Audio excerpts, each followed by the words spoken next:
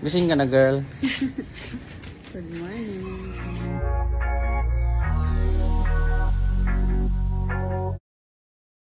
Maaga ngang gumising itong si Andy Eigenman at ang kanyang mga anak. Maaga nga silang pupunta doon sa kanilang tindahan sa tabi ng dagat. Doon nga mag-aalmusal itong sina Andy kasama ang kanyang mga anak na sina Lilo at Kowa.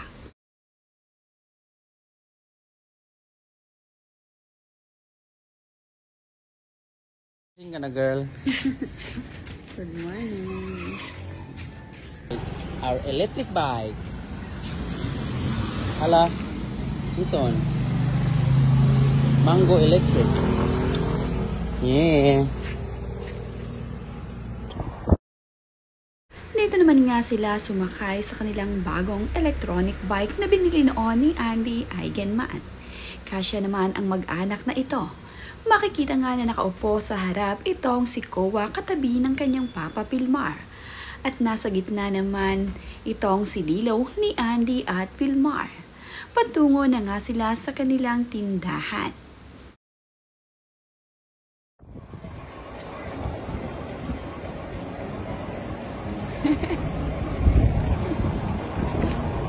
Going to our shop for a breakfast.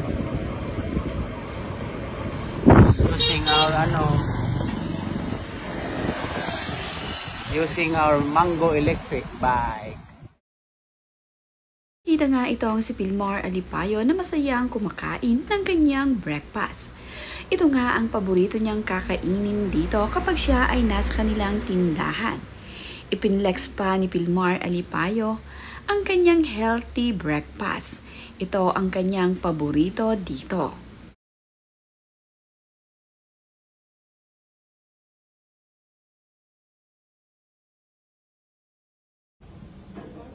Papa. Hi. What are you eating? Wow. Sunset. The sunset food. Yummy.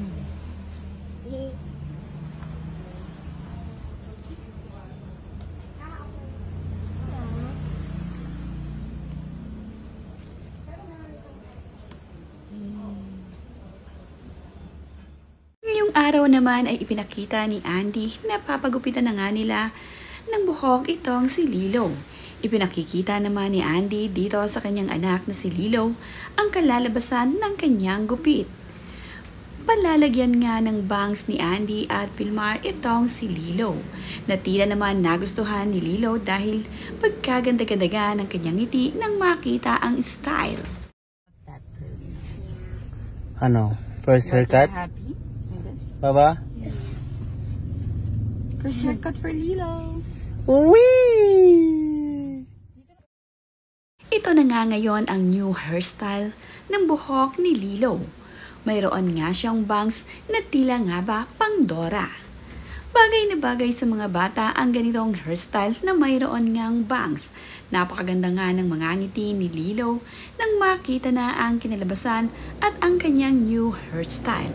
Malamang ay ipapakita niya ito sa kanyang ate Ellie kapag sila ay nag-video call dahil labis na nagustuhan ni Lilo ang kanyang bagong buhok na mayroon ngang bangs.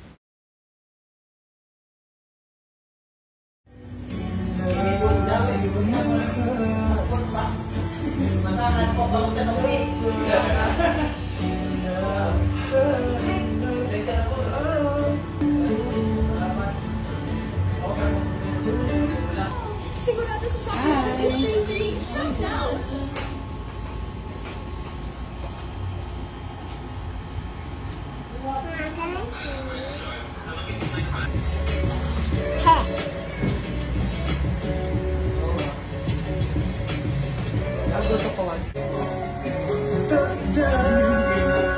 Like it?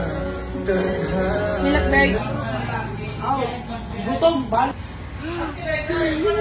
So beautiful. Very good. Hi! You like it? Akin na, te. Very cute. Nagpagupit nga rin itong si Pilmar Alipayo. Pati ang kanyang anak na si Kowa ay nagpagupit din at magkamukha nga sila ng buhok ng kanyang papa Pilmar. Hindi naman na first time ni Kowa ang mapagupitan, kaya naman sanay na ang magpagupit itong si Kowa.